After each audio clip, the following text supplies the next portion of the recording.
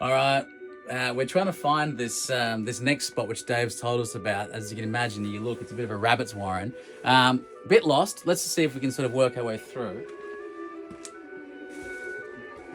Okay, this looks about right. I'm starting to see Halloween props here, shrunken heads. That's normally a giveaway. All right, here we go. That looks like something which might be leading us in the right direction. Oh, heavens above! What's down there? Got the moving statues and all sorts. These are, oh, hang on. We must be in the Halloween zone. Look at this.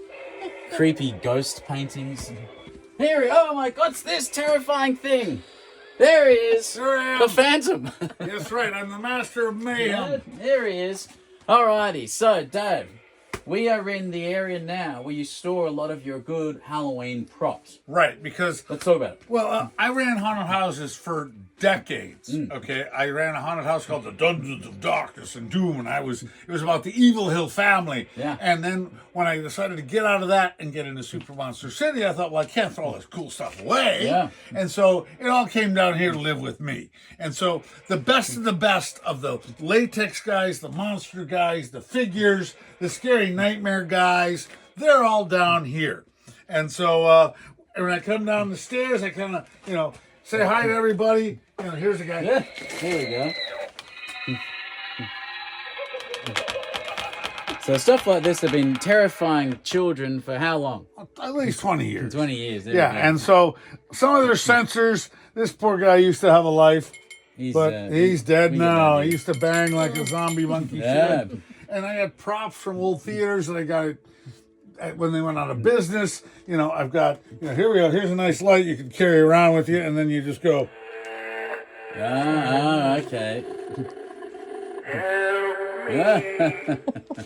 All right, just to add to the suspense a little. There you go. So, David, tell me what the genesis of this, or where it all began. When did you first decide to run these great Halloween ghost houses and just normal displays? Well, first off, I was a monster kid. In the early 60s, monster movies were released to TV, and there was what was called the Monster Kid movement. Right. And so, having been grown up on, you might say, pioneers, cowboys and Indians and Daniel Boone, Yeah. suddenly that was all kind of gray and brown. Suddenly there was gothic monsters full of nightmare, larger-than-life characters with huge backstories and scary things to tell. And I leapt into that world. And then in high school, there was a haunted house in the neighborhood. Right.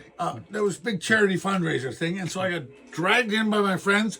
First night I spent was in the electric chair, and I found my calling. There you go. I was like, this is so easy, so cool. I'm making stuff up in my head that nobody else is thinking about because I've got that backstory. Yeah, And then yeah. I went off to college and I ran haunted houses for a bunch of years. And then I went away and traveled the world and collected crap. And then I ended up back here and I thought, you know what? I'm going to follow my passion and run haunted houses. I did that for about 15 years. And then that got... I did my run, and then my good partner Steven said, well, what do you want to do now? And I said, well, I want to put my toys on display. Yes. And that's when SuperMonsterCity was so born. It all comes out of. So in many ways, there's sort of two peas in a pod, right? I mean, Exactly. You got an exhibit which is interactive, and people can run and get scared. And there's monsters and actors. Right. And this is the same sort of thing, but it's a bit more. Well, you can run it all year round first, I guess. Well, yeah. It's not just, and it also can travel the country. That's true. And the great thing is, it's more than you getting scared like a nightmare happening to you. Yes. It's about the legacy of memory.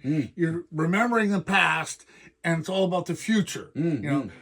Grandparents can share it, parents can share it, kids all know these characters. Maybe not the scary guys in this room, but they all know monsters, they all knew the heroes. Heroes are bigger than ever. And so I was lucky enough in the moment to have superheroes come to life, the Silver Age of comics, the Monster Kid movement, and then James Bond and the Beatles. Can you imagine 4 bigger pop culture moments to be born into? That was amazing. Yeah. So that's how this all happened, and my parents put up with it all. Yes, that's right. I guess that's the next bit we're going to have to discuss is... Yeah. Your family. Oh, yeah, my family. We can discuss them. I mean, luckily I come from a great line of horrors. We can talk about that in another room, maybe somewhere else. No, but there you go. That's what we're going to look forward luckily, to next. I was allowed to collect passionately and keep everything. So there you go. That's what we're going to next. Right. Who are the people that let this be fostered, for heaven's sake, at the beginning, and allowed this man to get this out of control collection, and that's fine. That's what we need to find out next. All right, folks, that's what we're heading to. All right, we'll see you there. Thanks, guys.